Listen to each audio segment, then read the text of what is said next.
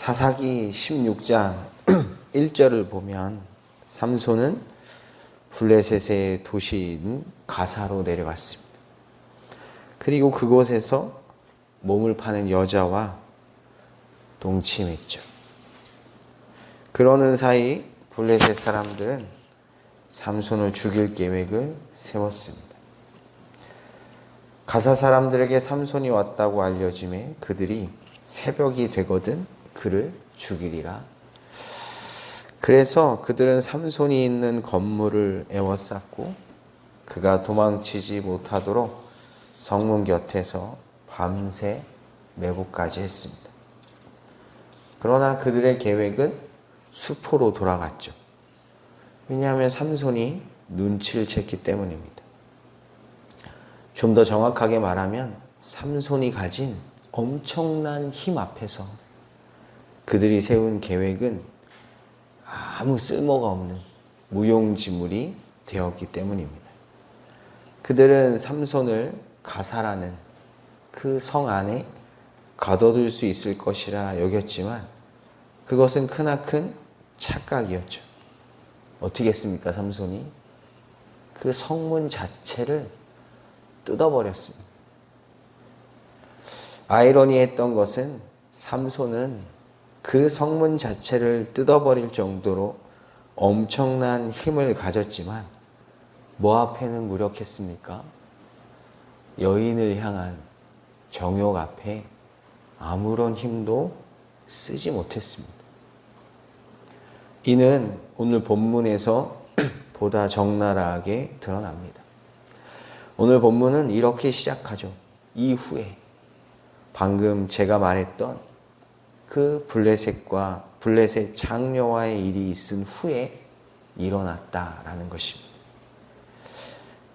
삼손은 어디로 갔냐면 소렉골짜기라는 곳으로 갑니다. 이곳은 블레셋과 삼손의 고향인 단 지역의 접견 지역입니다. 그런데 삼손은 그곳의 한 여인을 사랑하죠. 그녀가 바로 들릴라입니다. 삼손이 처음 사랑했던 여인은 누구였죠? 딥나의 블레셋 여인이었습니다. 두 번째 여인은 블레셋 가사라는 곳에 있는 창녀였죠. 그리고 그가 사랑한 세 번째 여인 역시 블레셋의 여인입니다. 이것만으로도 우리는 이후 펼쳐질 이야기의 분위기를 조심스럽게 짐작할 수 있습니다. 삼손이 들릴라를 사랑했다는 소식은 블레셋 전역에 퍼졌습니다. 이는 5절을 보면 알 수 있죠. 블레셋 사람의 방백들이 그 여인에게로 올라가서 그에게 이르되 삼손을 꾀어서. 여기서 방백들은 지도자를 말합니다. 이 블레셋 5도시들의 지도자들은 들릴라를 찾아갔죠. 왜 찾아갔냐면 그녀로 하여금 삼손을 꾀기 위해서였습니다. 여기서 꾀다라고 번역된 이 단어는 속이다, 유혹하다 이런 뜻입니다. 따라서 이들이 들릴라를 찾아간 이유는 그녀가 삼손을 속여서 유혹하게 하기 위해서죠. 그리하여 그들이 원하는 답을 얻어내게 하기 위해서입니다. 이 지도자들이 원했던 답은 두 가지죠. 하나는 삼손이 가지고 있는 그 엄청난 힘이 어디에서 오는가 하는 것입니다. 무엇으로 말미암아 그 큰 힘이 생기는지. 두 번째로 알고 싶었던 건 그 큰 힘의 약점이었습니다. 그리고 우리가 어떻게 하면 능히 그를 결박하여 굴복하게 할 수 있을는지 알아보라. 그렇다면 들릴라는 이들의 제안을 듣고서 어떻게 했을까요? 6절을 보면 그녀는 그들의 제안을 받아들입니다. 그녀는 삼손에게 물어보죠. 당신의 큰 힘이 무엇으로 생기며 당신의 그 큰 힘의 약점은 무엇입니까? 왜 들릴라는 그들의 제안을 받아들였죠? 뭐 때문입니까? 돈 때문입니다. 5절 마지막에 보면 네가 그렇게 하면 우리가 각각 은 1,100개씩을 내게 주리라. 각각 은 1,100개씩이니까 요구를 들어주면 총 몇 개 받아요? 5,500개 받죠. 여기서 5,500개는 보통 세겔인데 다시 말해 5,500세겔을 받게 되는 것입니다. 평상적으로 고대 시대의 은 한 세겔은 대략 11.4g입니다. 그러니 그녀가 받게 될 은의 총 무게는 62.7kg. 오늘날의 은시세로 환산하면 대략 1억 원 정도라고 하는데 정확한 추산은 아닙니다. 하지만 어디까지나 분명한 것은 결코 쉽게 가질 수 없는 엄청난 큰 액수를 제안했다는 것이죠. 그러니 그녀가 주저없이 그들의 제안을 받아들인 것입니다. 그러자 삼손이 들릴라에게 자신이 가진 힘의 비밀에 대해서 알려줍니다. 만일 마르지 아니한 새 활줄 7으로 나를 결박하면 내가 약해져서 일반 사람과 똑같아질 거다. 여기서 활줄로 번역된 단어는 힘줄이라는 뜻입니다. 그래서 많은 학자들은 동물의 힘줄이나 창자를 꼬아서 만든 끈이었을 것이라고 이해하는데 어찌됐든 중요한 건 질긴 끈이었다는 것입니다. 들릴라는 곧바로 방백들에게 이 사실을 알려주었고 방백들은 마르지 않은 7개의 끈을 준비해서 그녀에게 가져다 주었습니다. 그러자 그녀는 블레셋의 군인들을 방 안에 매복시키고 끈으로 삼손을 결박했습니다.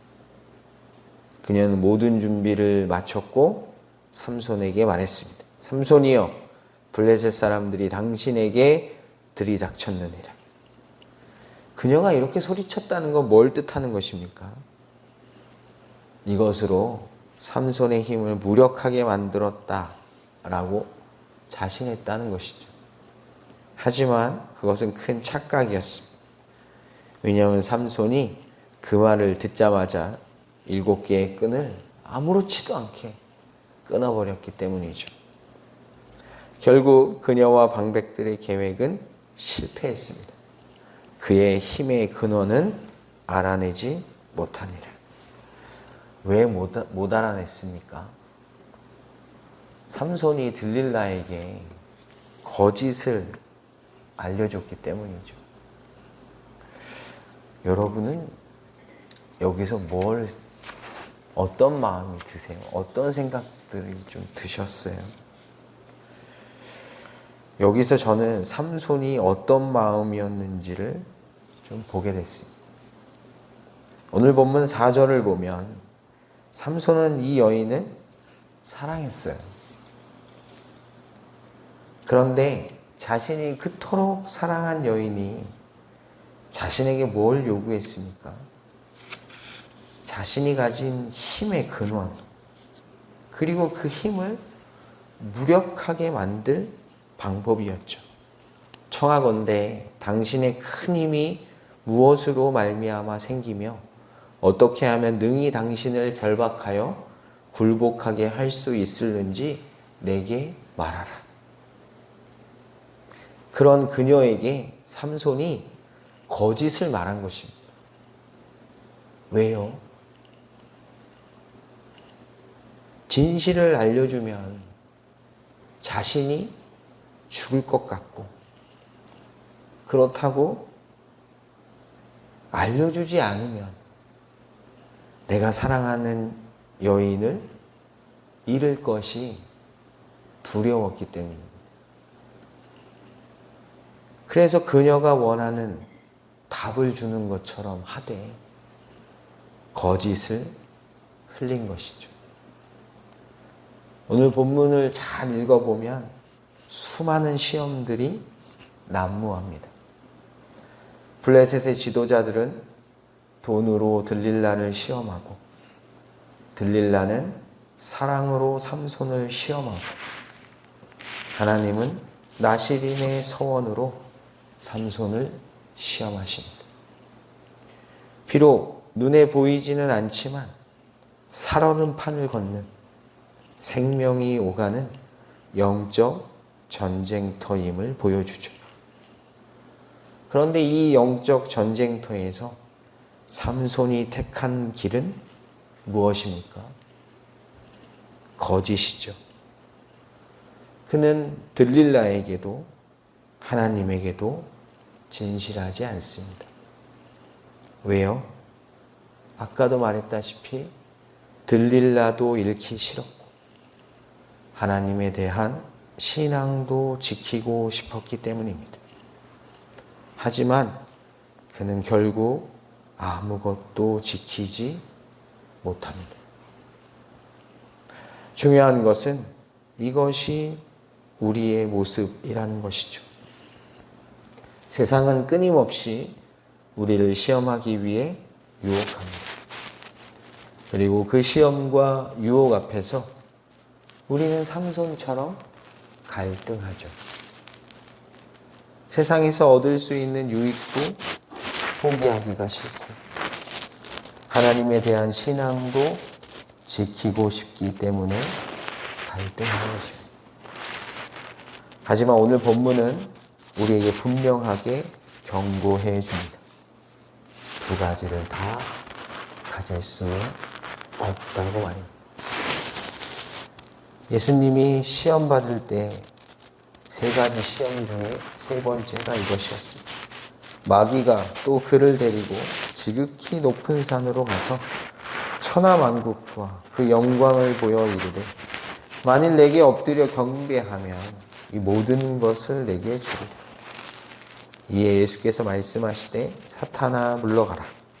기록되었으되 주 너의 하나님께 경배하고 다만 그를 섬기라 하였느니라. 삼손의 시험이 이것이지 않았습니다. 삼손은 우왕좌왕했죠. 이 말씀을 꼭 기억하셔서 오늘 우리에게 몰아쳐오는 시험과 유혹 앞에서 흔들리지 마시고 계산기를 두드리지 마시고 담대히 하나님만을 섬기시기를 주님의 이름으로 간절히 축복합니다.